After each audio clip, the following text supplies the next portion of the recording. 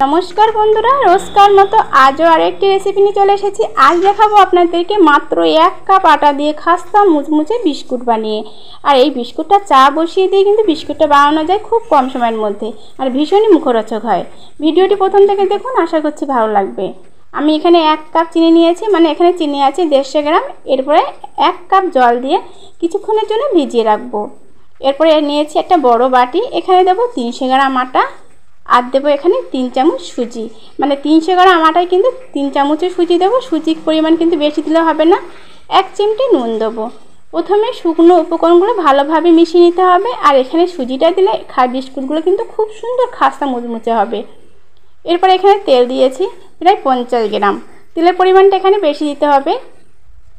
एरपरे भालोभाबे एटाके मेखे निते हबे। যত ভালো ময়ানটা হবে বিস্কুটগুলো কিন্তু ঠিক ততটা সুন্দর খাস্তা মুচমুচে হবে।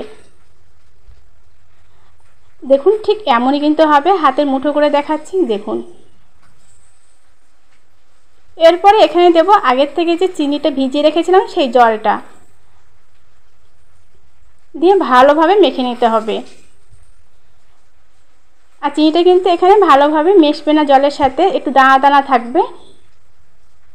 এটাকে একটু শক্ত করে মাখাতে হবে।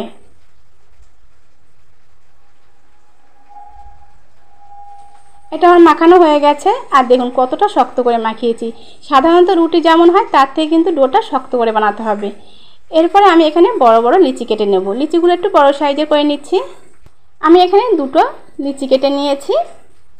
এরপরে এটাকে বেলে নেব। এর জন্য একটা প্লাস্টিক পেপার নিয়েছি। আর প্লাস্টিক পেপারের মধ্যে রেখে কিন্তু এটাকে আমি রুটির মতো বেলে নেব। তবে বন্ধুরা এটা কিন্তু রুটির মতো হালকা করে বেলবো না, একটু মোটা রেখেই বেলবো। এই বিস্কুটটা বানাতে বন্ধুরা খুব বেশি সময় নেয় না, খুব কম সময়ের মধ্যে বানানো যায়। আর এই বিস্কুটটা কিন্তু প্রায় 1 মাস আপনারা রেখেও খেতে পারবেন। দেখুন ঠিক এমনই কিন্তু মোটা করে বেলতে হবে। এরপরে আমি একটা ছোট্ট বাটি নিয়েছি, এই বাটির সাহায্যে কেটে নেব। এতে প্রত্যেকটা বিস্কুট একদম সমান মাপের আসবে আর খুব তাড়াতাড়ি কিন্তু হয়ে যাবে।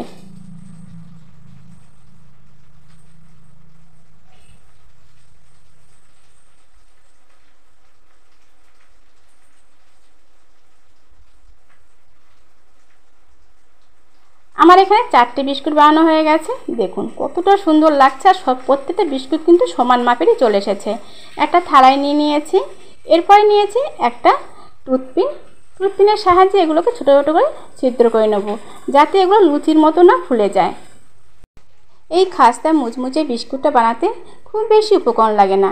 প্রত্যেকের বাড়িতে থাকে আটা আর চিনি। এটা দিয়ে কিন্তু ঝটপট বানিয়ে নেওয়া যায় এই খাস্তা মুচমুচে বিস্কুট। এই বিস্কুটগুলো খেতে কিন্তু খুবই মজার হয়, বিশেষ করে বিকেলবেলা বা সন্ধ্যেবেলা চা বা কফির সাথে আড্ডাটাতে কিন্তু বেশ ভালো জমে যায়। আমি সবগুলোই কিন্তু একই রকমভাবে ছিদ্র করে নিয়েছি। আর আমি এখানে আগের থেকে কড়াইতে তেলটা দিয়ে রেখেছিলাম। হ্যাঁ বন্ধুরা, এখানে কিন্তু তেলটা গরম করলে হবে না, হালকা গরম হবে। এই সময় তেলের উপরে একটা একটা করে ছেড়ে দেব।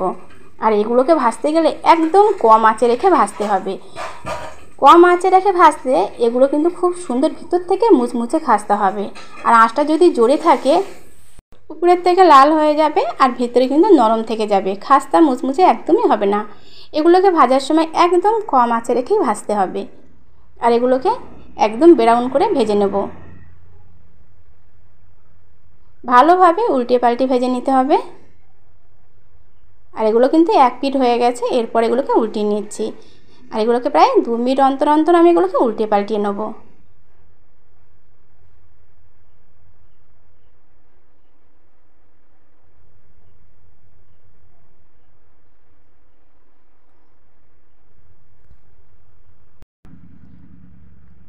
এটা কিন্তু কালার চেঞ্জ হয়ে গেছে, সেটা দেখেও বুঝতে পারছেন। আর খুব সুন্দর একটা কালারও চলে এসেছে।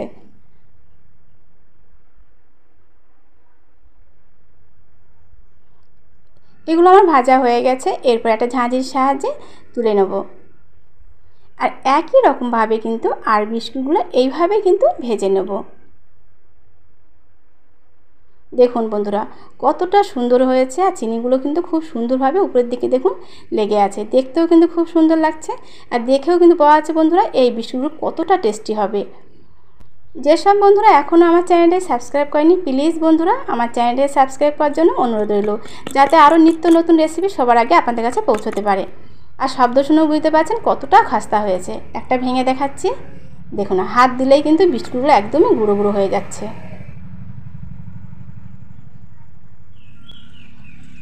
অবশ্যই বন্ধুরা লাইক আর শেয়ার করতে কিন্তু একদমই ভুলবেন না। দেখুন হাত দিলেই কিন্তু বিস্কুট একদমই গুঁড়ো গুঁড়ো হয়ে যাচ্ছে, আর খাস্তাটা কিন্তু খুব সুন্দর হয়েছে।